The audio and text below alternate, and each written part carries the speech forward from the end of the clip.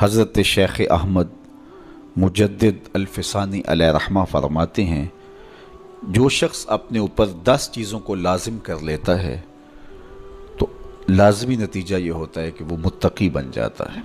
وہ 10 چیزیں کون سی ہیں؟ ماہ صیام کے ان حسین لمحوں میں ہمیں وہ 10 اوصاف اپنے اندر پیدا کرنے چاہیے تاکہ ہم متقی بن جائیں، اور متقی اللہ کے محبوب بندے ہیں۔ تقوی اختیار کرنے والے اللہ جل شانہ کی رحمتوں کے خاص مستحق ہیں۔ جنہیں تقوی کا نور نصیب ہوتا ہے وہ اللہ کی رحمتوں کے سائے میں آ جاتے ہیں۔ اگر ان پر مصائب، آلام، مشکلیں آتی ہیں تو ان کے تقوی کی وجہ سے اللہ انہیں راستے عطا کر دیتا ہے۔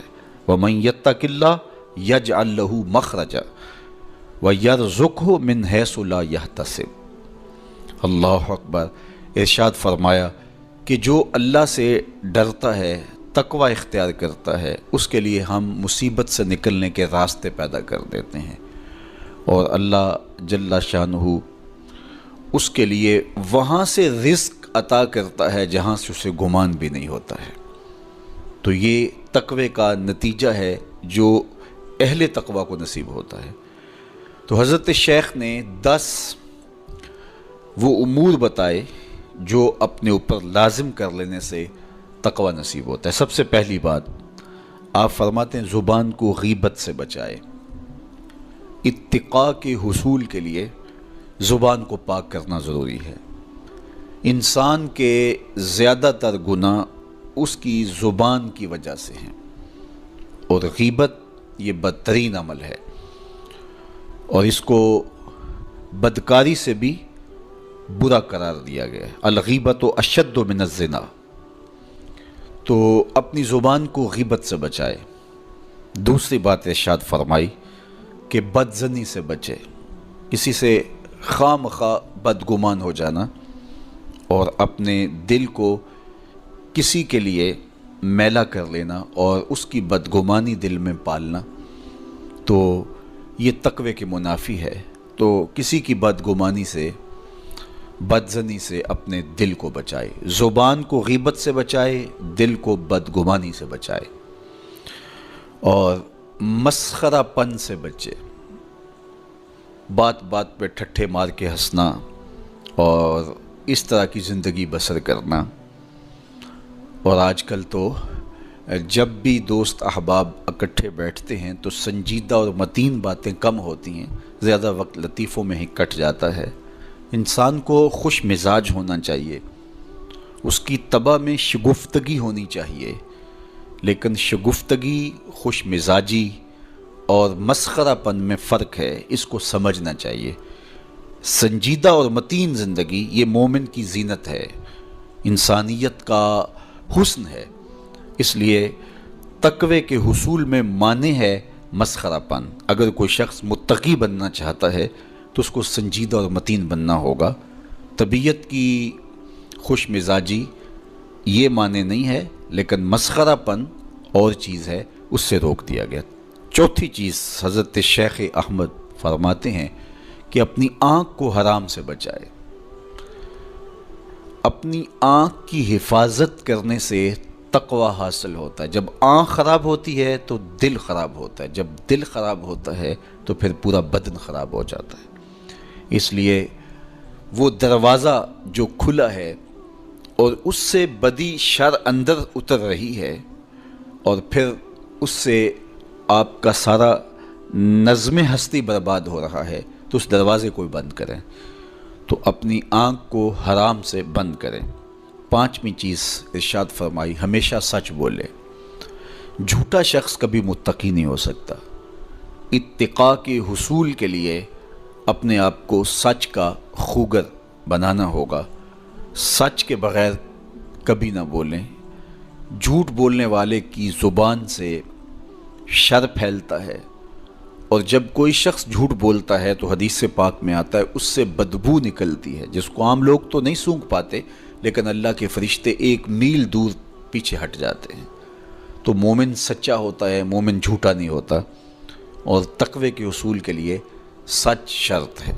چھٹی چیز ارشاد فرمائی، ہر حال میں اللہ کا احسان مانے۔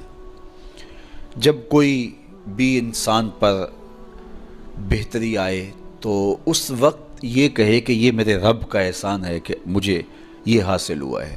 بہت سارے لوگ اپنی محنت کا نتیجہ قرار دیتے ہیں کہ یہ میں نے کیا تو اس کے نتیجے میں یہ ملا۔ بسا اوقات آپ کتنا سیدھا کام کر رہے ہوتے ہیں، کتنی محنت کر رہے ہوتے ہیں، لیکن نتیجہ اس کے برعکس آ رہا ہوتا ہے۔ سیدنا علی المرتضیٰ رضی اللہ تعالیٰ عنہ فرماتے ہیں، میں نے اللہ کو اپنے ارادوں کی شکست سے پہچانا، تو یہ اس کی کرم نوازی ہے کہ اس نے ایسا کر دیا۔ صحت میرا کمال نہیں، یہ اللہ کی عطا ہے۔ علم میرا کمال نہیں، یہ اللہ کی عطا ہے۔ لہجوں کی خوبصورتی یہ اس کی عطا سے ممکن ہے۔ اس نے آنکھوں میں روشنائی رکھی، اس نے توفیق عمل نصیب فرما دی، اس نے اچھائی کی راہوں پہ گامزن کیا۔ ماہ صیام میں روزہ رکھنے کی توفیق ہوئی، صلاۃ التراویح میں حاضری کا موقع میسر آیا، دیگر صالح اعمال تلاوت کلام مجید نصیب ہوئے، تو مت سمجھے کہ یہ کوئی میرا کمال ہے۔ اللہ کا احسان مانے گا تو غرور پیدا نہیں ہوگا، تکبر پیدا نہیں ہوگا۔ تو ہر حال میں اللہ کا احسان مانے، جو بھی خیر اس کو ملے وہ کہے یہ میرے رب کی طرف سے ہے، اور اگر اس کا کرم نہ ہوتا تو یہ عمل مجھے نصیب نہ ہوتا۔ اور کتنے عمل ہیں کہ نصیب ہونے کے بعد عجب سے، تکبر سے، ریاکاری سے برباد ہو جاتے ہیں۔ کیتی کتری پئی کھو محمد تے سکہ بنیا زردہ، کتنے عمل ہیں کہ برباد ہو جاتے ہیں، تکبر آ گیا، عجب آ گیا، ریاکاری آ گئی، تو یہ اس کی طرف سے ہی ہے۔ تو جب یہ کہے گا تو عجب، تکبر، غرور کچھ پیدا نہیں ہوگا، تو پھر عمل قبول ہوگا اور انسان تقوی کی منزل تک پہنچے گا۔ ساتویں چیز، اپنا مال راہ حق میں خرچ کرے، ناحق راستے پر ایک درہم بھی خرچ نہ کرے۔ کمایا ہوا مال راہ حق میں خرچ کرنے سے اتقاء کی دولت نصیب ہوتی ہے۔ اللہ قیامت کے دن بندے کے قدم اپنے حضور سے ہٹنے نہیں دے گا جب تک اس سے 3 سوال نہیں کر لے گا۔ ان میں سے ایک سوال یہ ہوگا کہ مال کمایا کہاں سے، مال خرچ کہاں کیا۔ جس طرح مال حلال کمانا ضروری ہے، مال کو جائز جگہوں پہ خرچ کرنا بھی ضروری ہے، حق کے راستے پہ خرچ کرنا بھی ضروری ہے۔ اس لیے یہ اپنی طبع کے اندر لازم کر لے کہ کبھی بھی اس کا مال کسی ناجائز اور فضول کام میں خرچ نہ ہو، راہ حق میں اس کا مال لگے۔ 8ویں چیز، نفس کے لیے کبھی بڑائی بلندی نہ چاہے، اس سے طبیعت میں سرکشی آئے گی اور تقوی کے راستے میں یہ عمل مانے ہے۔ اور نمازوں کی حفاظت کرے۔